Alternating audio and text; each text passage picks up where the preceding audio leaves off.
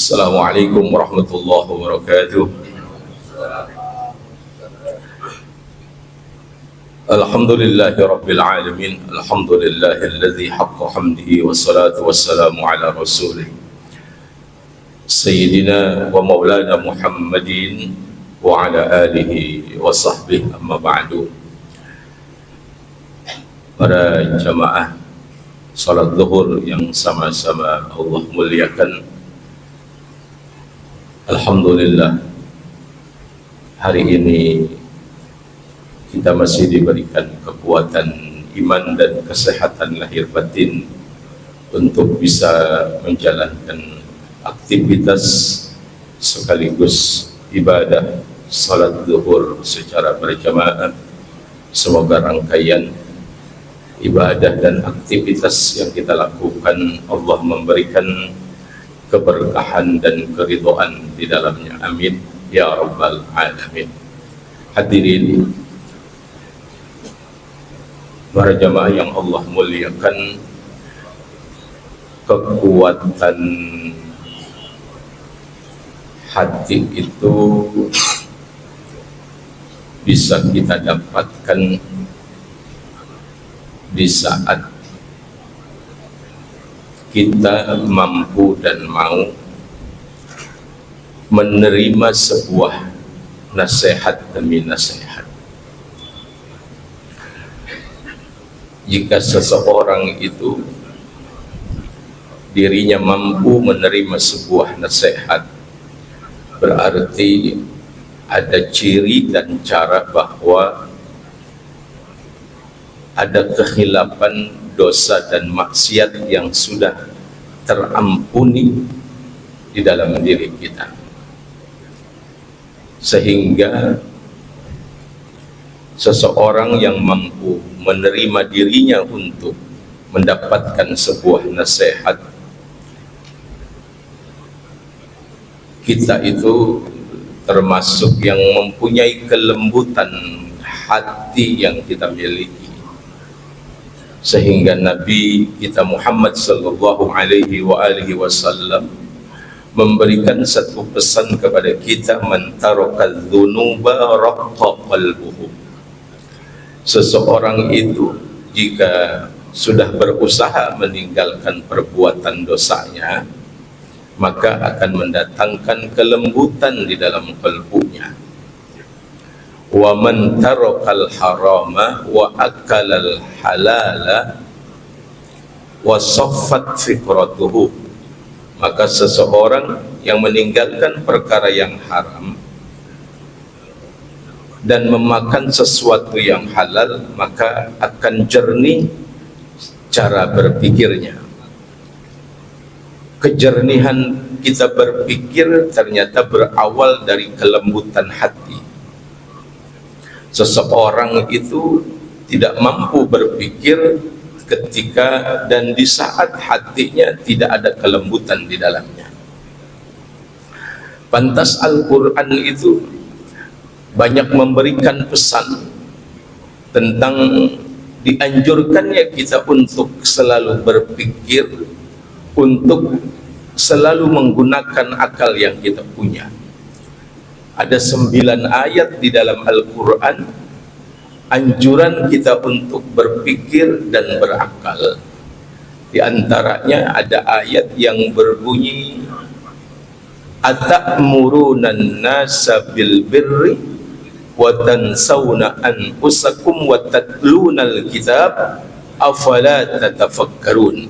Ujungnya afala tatafakkarun, apakah engkau tidak berpikir.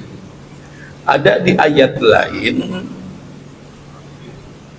yang berbunyi, kul hal yastawil a'ma wal basir afala ta'qilun. Ujungnya afala ta'qilun, apakah kamu tidak berakal.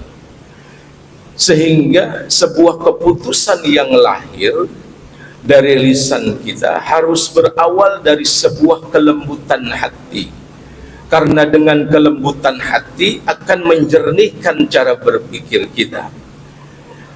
Dan cara berpikir ini menjadi sebuah pondasi agar sebuah keputusan itu tidak impulsif,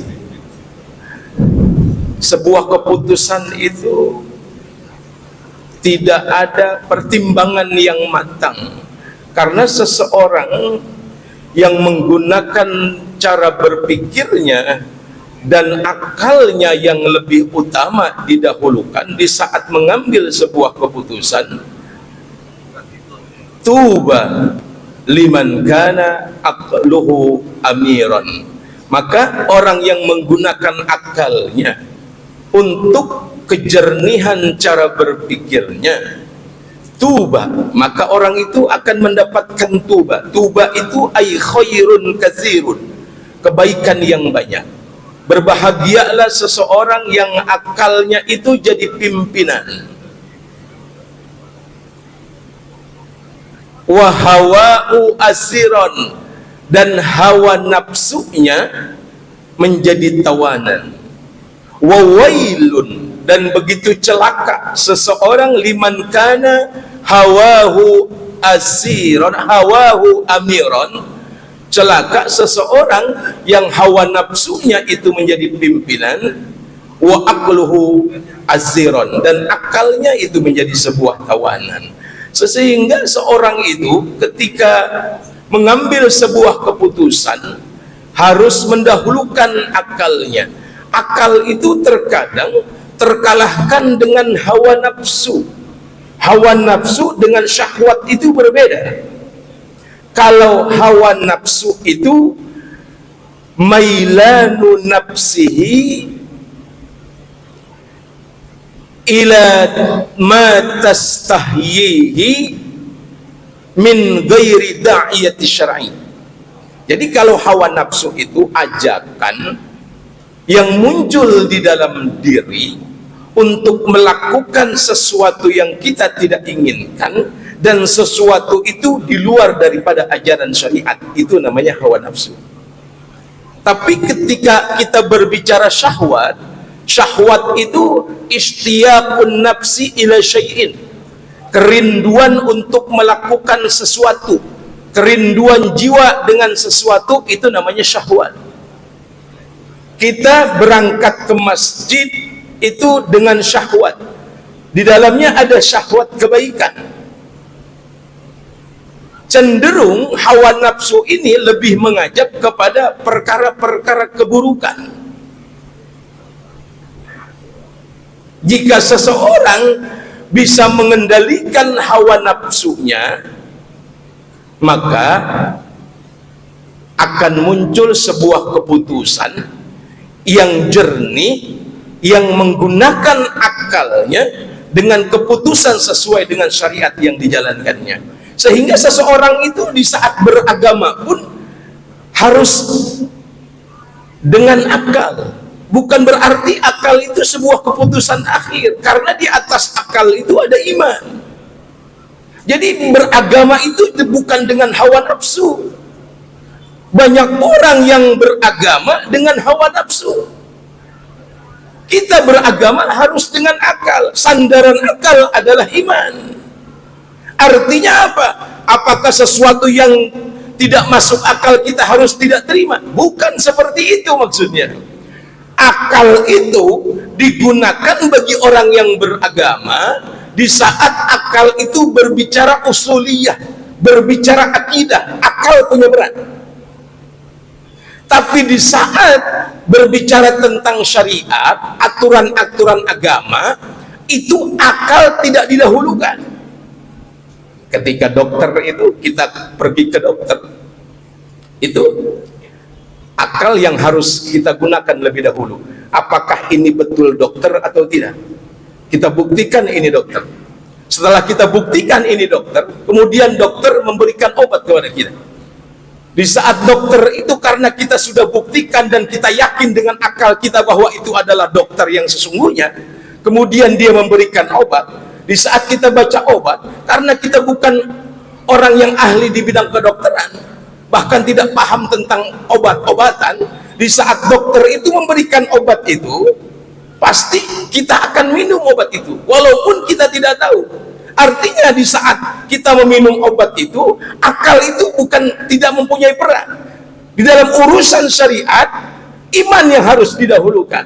Tetapi di dalam sikap usul kita, akidah kita, keyakinan kita, akal yang kita dahulukan. Jadi seseorang itu harus beragama dengan akal. Jika kita punya akal dan kemudian akal kita kesampingkan, maka seseorang itu akan lebih dahulu mendahulukan syahwatnya atau mendahulukan hawa nafsunya, sehingga akan punya kerugian di saat orang memberikan sebuah keputusan hanya hawa nafsunya yang mendominasi cara berpikirnya. Berusahalah untuk mengambil sebuah keputusan, mencermati sebuah perjalanan hidup dengan akal yang telah Allah berikan begitu sempurna untuk kita semua. Terima kasih banyak. Hadanallah wa iyyakum ajma'in. Assalamualaikum warahmatullahi wabarakatuh.